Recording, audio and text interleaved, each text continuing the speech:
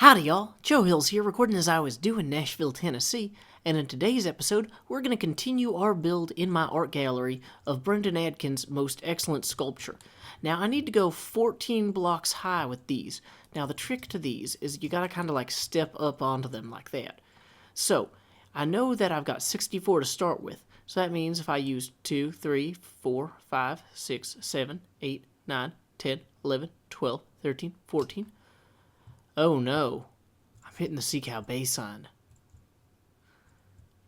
Ooh, this is not good because I don't want to hit the sea cow bay sign. I do not like that, Sam. I am unhappy about that. So let's see what we can do here. How close to hitting the sea cow bay sign are we?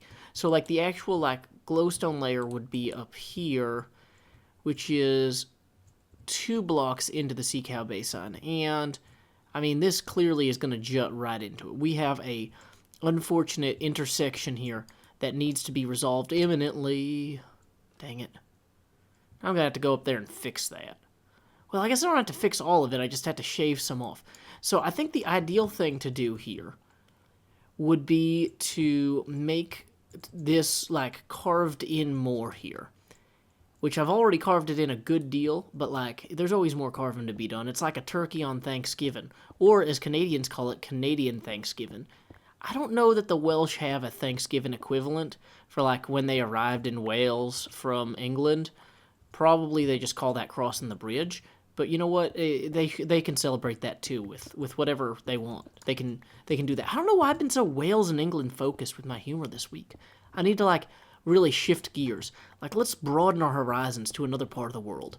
Like, Puerto Rico is in the news for some sort of debt problems. Don't know all the specifics there. Not a finance expert. But if you have any extra compassion, I hear Puerto Rico could use it.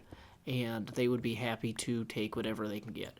So, let's go ahead. It's weird because, like, state-level budgetary stuff like that, by the time it's like a big problem, it's too big a problem for any one of us to really do anything about it. But I don't know, because they're not. It's weird too because they're not like a country, so they can't get bailed out by the International Monetary Fund. But they're not a state, so they don't have a lot of the protections that United States states have. So it's just kind of a big mess.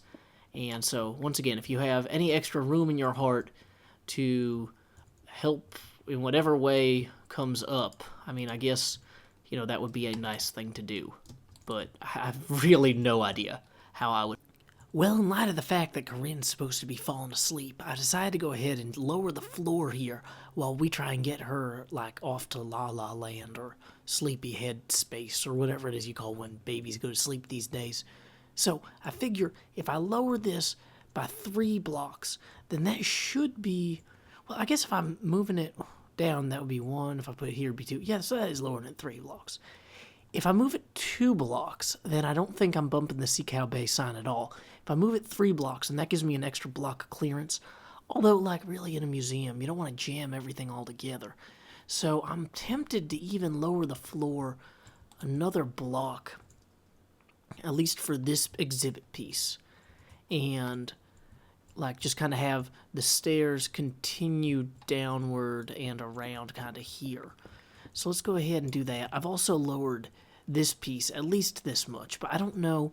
Maybe having them on different levels will offset them some, so they don't necessarily feel like they're competing with each other in the same way as if they're like right next to each other, just like on the ground. I don't know. Not an expert museum curator. That's one of the skills I'm hoping to pick up in this. You know, whenever you make a Minecraft video, it's always important to pad your resume for future projects. And museum curation, you never know when it's going to come up. So, better get on that, hadn't I? So I'm going to go ahead and be quiet so Corinne can fall back asleep and time skip once again. Welcome back, everybody. It's a new night, new evening. Had to do a little bit of a time skip due to some software trouble and some trouble getting my daughter to go back to sleep. But you know what? I got a little bit done in the interim. I got these pretty stairs put in. I think that these are going to be a good kind of transition from, you know, you come from up here and then you come down here and then you're like, oh, that's pretty cool. And then, you know, we'll have Cub Fans thing right here, and that'll be a really exciting thing for people. I put in another alternate door over here. Dang it. anyway, to access my shipping and receiving department, because I've actually already gotten a submission from a friend for the next round of monuments, or not monuments, sculptures that's going to go in here. Better put these torches back up. That's going to be an important thing to do to stop skeletons. I don't want to... Okay, I don't want to have them, like, coming down on me with their arrows or whatever. So, anyway, speaking of coming down places, we come down the stairs here, and then we see this is the sculpture by Brendan Adkins, which doesn't have a name, unfortunately. I'm tempted to name it, like, Prince's Time Machine. I don't know. I don't have a good name for it. But I do need to put up a sign that says, well, dang, it's a shame I don't have more coal. I'd like to surround this with the coal blocks like I do for the other stuff. Like, I need a sign, though, that says, Curator's Note. Please remove shoes before exploring. Done. Because if people have shoes on, then this doesn't actually work as well. So anyway, these signs were written by Brendan Adkins himself, although I typed them up for this sculpture, so hopefully I didn't screw them up. I don't know, should I read them to you or should I let you read them? Maybe I will read them to you.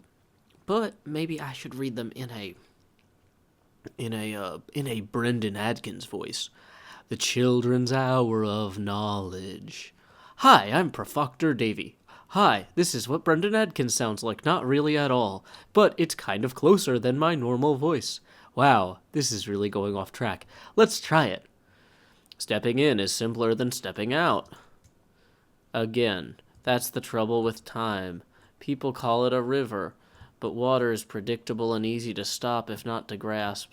And we can grind this metaphor to death, but that's not the point. This machine is not perpetual. You're feeding it clock cycles, a billion ticks a second, to buy an illusion of entropy, the heat rising from your core. Penrose, Escher, Mobius, all gone, their clocks tick spent. Oh, okay, so this is actually where I didn't finish the sculpture. I didn't want to finish the whole sculpture off camera, so it actually needs one more block here.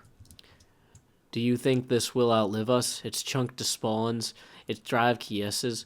I don't know if a river flows where no one's in it. I don't know if my heart beats when you don't think of me. I can't do this Professor Davy voice. This Brendan Adkins voice is difficult. Let me try this again. Dang it. It's really hard to do this voice. I don't know, Bongo. Yeah, that's kind of a line from the Children's Hour of Knowledge. But, wow, I'm bad at this. Anyway, of me, but I've run out of time to ask. Again, that's the trouble with time. People call it a river, but water is predictable and easy to stop, if not to grasp. We can grind this metaphor to death, but that's not the point. This machine is not perpetual. You're feeding it clock cycles, a billion ticks a second, to buy an illusion of entropy. So anyway, the reason I said that folks need to remove their boots is if you have the depth strider on, then you actually move a lot slower.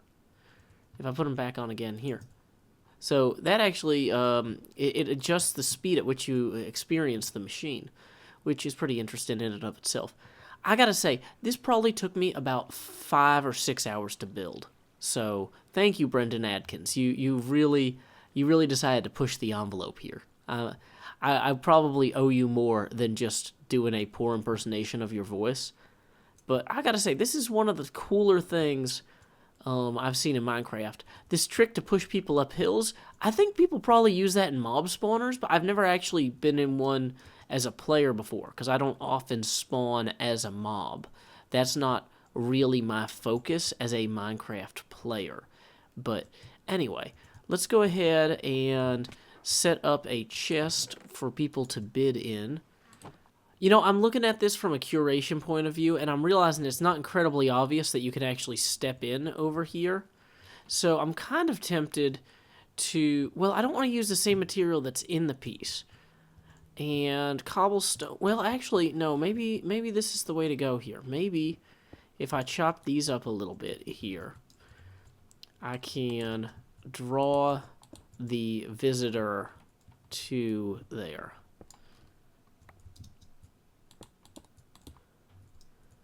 Sandstone would probably have been a better choice, but I feel like this is going to really stand out. This is going to really get people sold on the idea that they can go in there. Yeah, and that doesn't interfere too much with where Cub Fans piece will be. And then we can run up over here. Let's take a look and make sure this doesn't include Sea Cow Bay. Like, if you're up here, like, you're looking at the Sea Cow Bay sign. Like, you can kind of tell that that's down there, but it doesn't feel like it's competing with it at all. And so from over here, kind of the same thing. You still see the Sea Cow Bay sign, and you can look down and appreciate and admire Brendan's Untitled piece. But they're not really fighting with each other, which I think is good. Because whenever art gets into fight with other arts, then parts of the arts, there's not a good rhyme for like, shred each other with the word art. Parts of the arts depart. There we go. Done. Next problem. In fact, next video. I think we got plenty done this episode. It's a little bit of a short episode, but largely because it took so much off-camera building time where I couldn't actually talk thanks to a wee toddler who wanted... She comes out and she's like, "Daddy, I am very mad at you that you are waking me up playing computer games. You need to be quiet."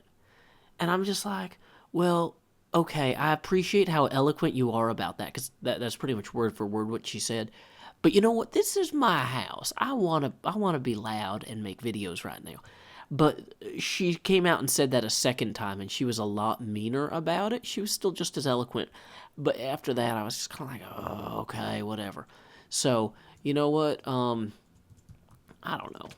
I'm doing the best I can. I hope you guys had a good episode, even though it was a short, bizarre episode with an incredibly glancing blow at very sophisticated Puerto Rican economic issues and a really heavy glaze over hours of labor to make this thing actually come together.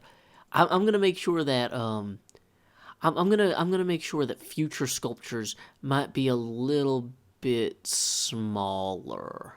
Not from everybody, but like, I feel like having one or two really crazy pieces like this mixed in with a few simpler pieces. Like, I love the simplicity of the Sea Cow Bay sign. I love the simplicity of the dang it, I don't have any ender pearls to show you this British thing up here that I made. But that British thing up there, it's also pretty simple. Like, this is probably not the best way to hide a door. I was trying to make this door not look super obvious to people. Well, now that's just going to look, whatever, too bad. You know what, this is not a gallery behind the scenes designing contest. This is a video about putting things into the gallery. But yeah.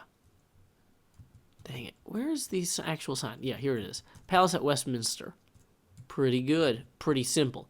So, like, mixing simple pieces like this and Sea Cow Bay in with complicated pieces like that, I think is going to be a good way to keep the gallery balanced. And once we get all the pieces in, I can actually do a real opening and set, like, a 1 week limit on bids, and all the hermits can bid on stuff.